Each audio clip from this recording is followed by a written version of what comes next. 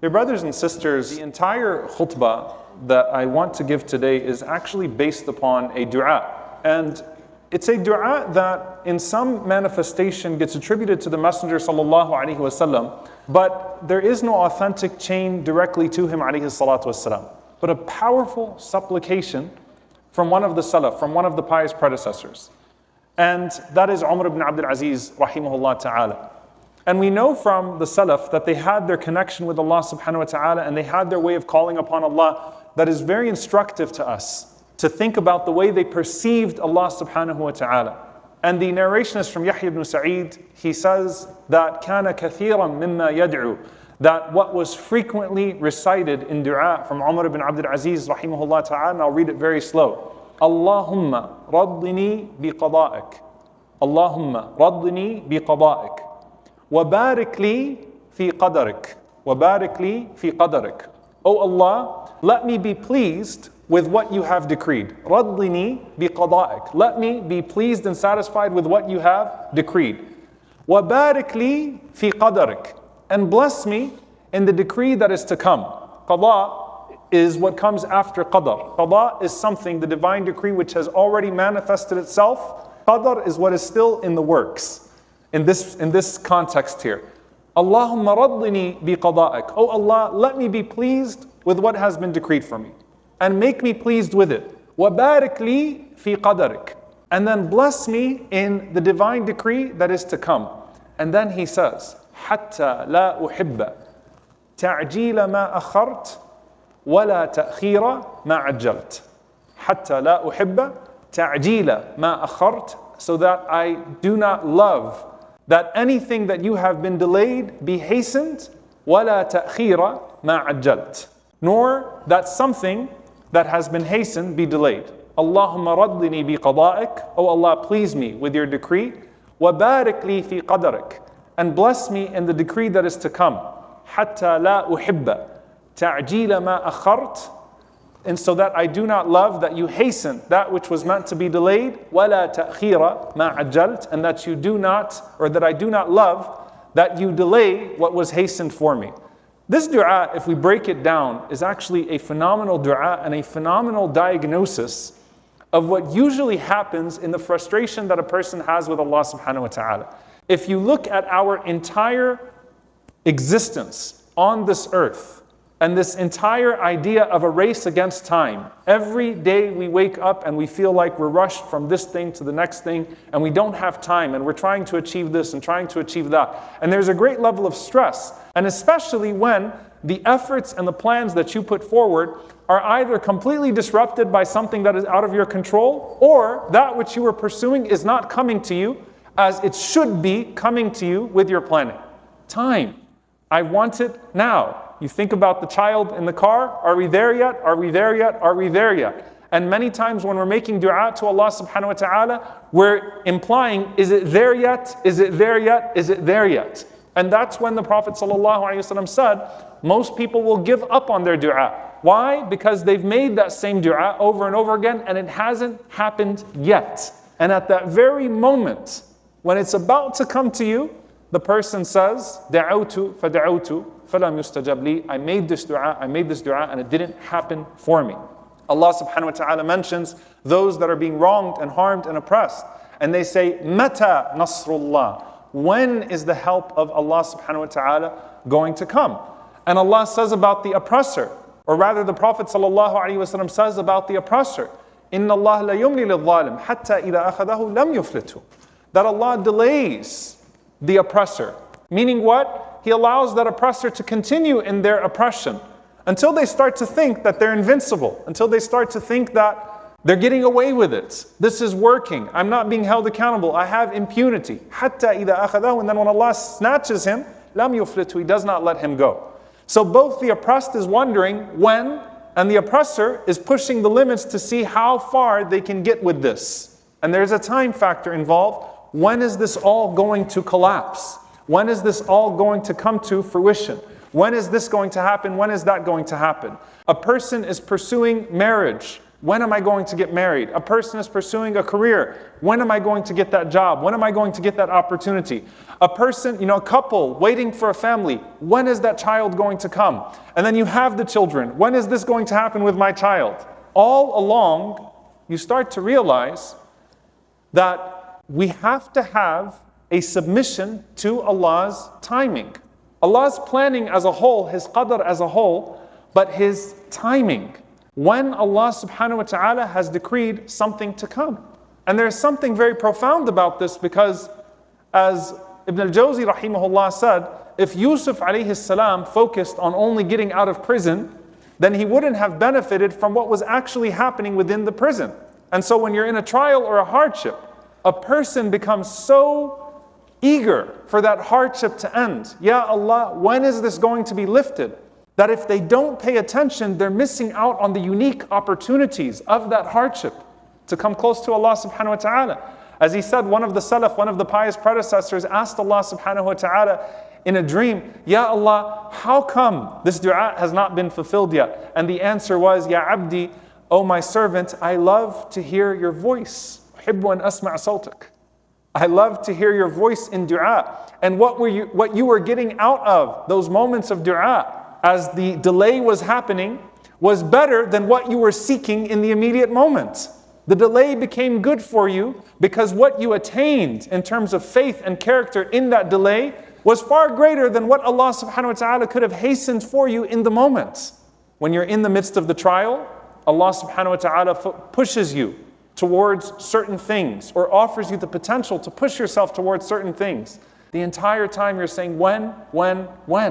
And it's important to take a step back and say, you know what? While I'm asking Allah subhanahu wa ta'ala for this trial to come to an end, let me pay attention to the unique opportunities that exist within this trial.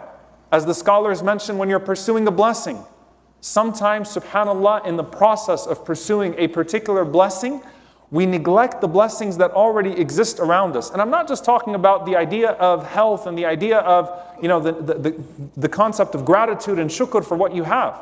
But while you're in the pursuit of this particular thing, if you develop tunnel vision, when is this going to happen? When am I going to get this? When am I going to get that? The other ni'am in your life all have a timeline. The other blessings all have a timeline. And they're moving towards a sense of expiration. So your parents are getting older while you're pursuing this. Your kids are getting older while you're pursuing this with your career. This is happening while this is happening. And if I'm so focused on this blessing that I'm in pursuit of, then those blessings are also moving on a timeline. And I'm missing out on something here. And to take a step back and say, instead of when, wait a minute, what's all this that's already around me? And how do I have a refreshed lens on a daily basis for those things? And that's one of the blessings of shukr. Shukr refreshes the lens every day on the ni'am that you have in your life, on the blessings that you have on your life, to make you say alhamdulillah all over again. Alhamdulillah, alhamdulillah, alhamdulillah. You don't just say alhamdulillah you have a salary, you say alhamdulillah every time you have food on the table. It refreshes the lens so that you realize what I'm pursuing, if it's a halal pursuit, should not become such a focus and an obsession for me that I worry about the time that it's going to unlock itself, that I lose out on the limited time of the other blessings that are around me, whether that's the people or the things that are around me. So to move on from when, and to recognize, subhanAllah, that the delay that Allah subhanahu wa ta'ala gives to us at times is the greatest design for our lives. Of course, Allah Azza wa Jalla says, وَخُلِقَ الْإِنسَانِ Human beings have been created as what? عَجُولًا. Hasty, hasty, hasty. We always want things now. It's not just our children that are always pushing and saying, when? Are we there yet? Is it over yet? Am I going to get this yet? When? It's us as well. In our own ways with Allah subhanahu wa ta'ala, Ya Allah, when? When is this going to happen? When is that going to happen? And that doesn't mean that you don't become an ambitious person. That doesn't mean that you don't continue to pursue what Allah subhanahu wa ta'ala has made halal. But that means that you submit yourself to the timing that Allah subhanahu wa ta'ala has put you on. Submit yourself to His schedule. And stop seeing the delay as deprivation. It's not deprivation. Stop seeing the delay as denial. It's not Allah subhanahu wa ta'ala telling you no. Many times it's Allah telling you not yet, and it's for your own good. And by the time you come around to realize that if you were not observing the lessons of that delay, then the delay would have gone to waste. I'm sure Zakaria alayhi salam at some point asked, well, when? Right? But no, there was a submission. I'm sure at some point Yusuf alayhi salam wondered, but when? How much longer? There's a submission to that schedule, a submission to that time slot, to say that every single delay that Allah subhanahu wa ta'ala is giving to me is a not yet, not a no. And that not yet could mean after this life is already over, but it's there. It's there. Allah subhanahu wa ta'ala will not let you ask without giving you. It's there, but you have to wait and submitting yourself to that time. Now then go back to what Umar ibn Abdul Aziz rahimahullah ta'ala was saying in his dua. And he used to make this dua frequently. It's not something that they heard from him once upon a time. Allahumma raddini bi qada'ik. Oh Allah, let me be pleased with the decree. It's already happened. I'm not going to sit there and say, why did this happen this way or why did that happen? Alhamdulillah, let me be pleased with it. Please me with what is here. Wa barik li fi qadarik. And bless me in what is to come, in that decree that is to come. Hatta la uhibba ta'jila ma akhart wa la ta'khira ma ajjalt. So that I only love things at their time, so that I do not wish for that which has been delayed to be hastened, nor that which has been hastened to be delayed. You know, I give you this example, subhanAllah, and it's a lot of times the TV references and the movie references and things come to your mind. You know, in those movies and shows where someone gets stuck in an elevator, the electricity goes out and suddenly two people are in an elevator together? Or they're in a room and the power goes out and suddenly, you know, we kind of lived that movie here when we lost our power in the winter storm that happened before, right? And suddenly people have to actually talk to each other and things are frozen and put into place. And then what ends up happening when those people are stuck together for a long time and they're not able to continue the rat race of this dunya, they actually get to know each other. They refresh their relationship with one another. There's a moment of pause that's forced upon them that they don't like initially, but then once the pause is over and things resume, they're grateful for the pause. At the bare minimum, the blessing of that pause is your reconnection with Allah subhanahu wa ta'ala. Because there are very few people that will call upon Allah subhanahu wa ta'ala with more sincerity and more connection and more devotion and more love in their times of comfort as they will in their times of desperation. At the bare minimum, there's a qiyam that was induced. There was a tear that was induced. There was a dua that was induced.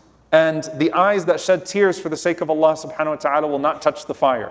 And the dua that is made from the heart will immediately transition and transcend and ascend through the heavens till it reaches Allah subhanahu wa ta'ala. And the thing that you asked for, should it be halal and in proper means, will surely be given to you in a way that Allah subhanahu wa ta'ala knows is even better for you. But slow down. Don't just submit yourself to Allah's plan, submit yourself to Allah's timing. Don't just say, I know Allah is able. Say, I know Allah knows when it's better for me. Allahumma raddini bi qada'ik wa barik li fi qadarik. حتى لا أحب تعجيل ما أخرت ولا تأخير ما عجلت. May Allah subhanahu wa ta'ala make us amongst those that are pleased with His planning, that are pleased with His timing, that see the blessings that are around them when they are obvious and when they are hidden. May Allah subhanahu wa ta'ala grant us fresh hearts and fresh lenses that are always able to appreciate the present and that pursue what is the best for them in the future. May Allah subhanahu wa ta'ala let our future be Jannatul Firdaus in the companionship of our Prophet sallallahu alaihi wasallam. And may Allah subhanahu wa ta'ala let our present be Jannatul Yaqeen, the paradise of certainty in our hearts. And may Allah subhanahu wa ta'ala forgive us when we question Him, forgive us when we don't take the gifts that He gives to us. May Allah subhanahu wa ta'ala make us amongst those that are grateful to Him in all circumstances and patient with His decree in all circumstances. And make us amongst those who are pleased with what has come to us and who are blessed with what is yet to come to us. And make us amongst those that always are in a state of hamd, always are in a state of praising Him. Allahumma ameen.